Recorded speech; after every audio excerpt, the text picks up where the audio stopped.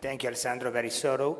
And now if the audience will allow me a little deviation from the program before Richard, there is one of the panelists, Vittorio Damonte, Managing Director of Bureau Veritas, that during the coffee break posted a request to have a quick intervention after Mr. Morelli. If you want, we will have all the rest of the panelists at the end of all the other speeches.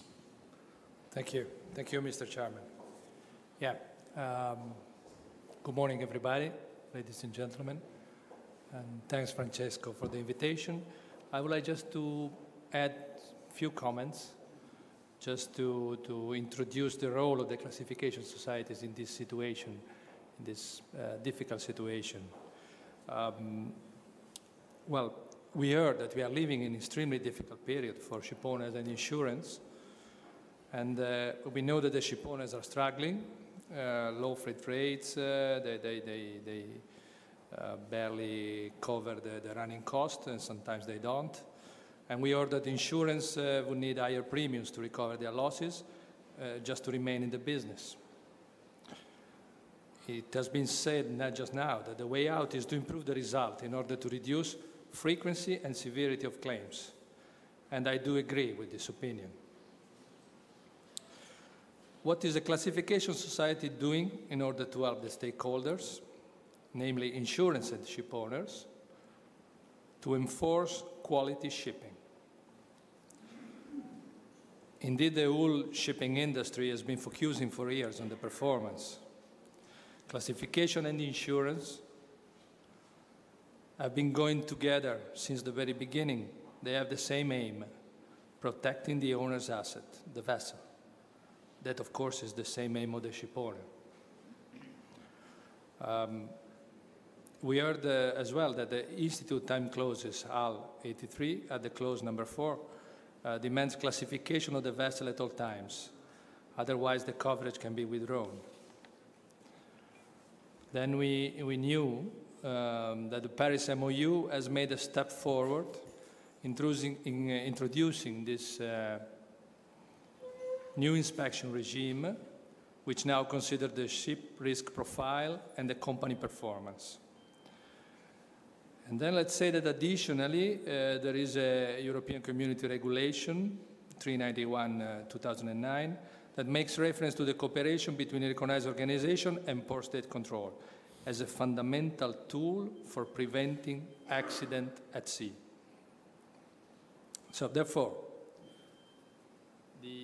the answer, please.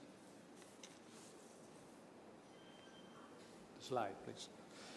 Okay, therefore, the answer from a classification society could be the creation of a quality plan like the one we are going to see.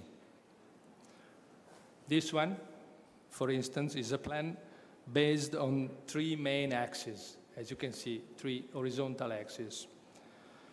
We have the quality of services, quality of the fleet, and the cooperation with the authorities.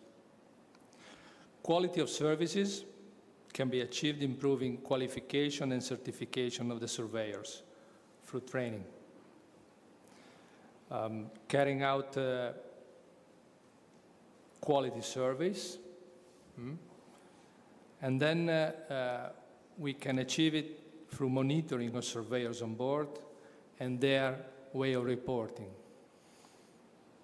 The quality of the fleet is subject to filtering in, for instance, for sensitive ships, efficient use of safety management system, as been mentioned before in a couple of presentations today, improve assistance and relationship with the superintendents through training services even for the crew.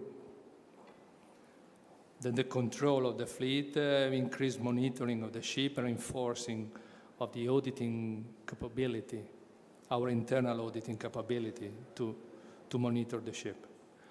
And then the last is the filtering out for vessels that are not complying. Then the comparison with the authorities, the most important point.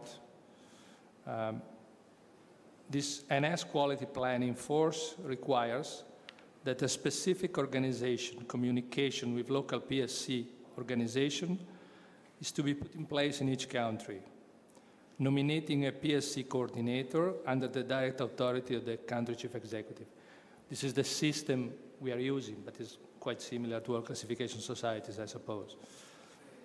Then we have a program of visits for cooperation to comply with Article 10.3 of the above-mentioned EC regulation. Carrying out follow-up visit with the local PSC offices and reporting precisely on follow-up action in case of detention and possibility of appeals. Finally, any such visit is to be recorded into a dedicated post-state control coordination database that we have put in place.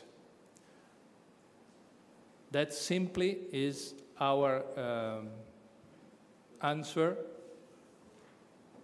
with this quality plan to the question, what is the role? What can we do in order to improve the situation and to improve the quality?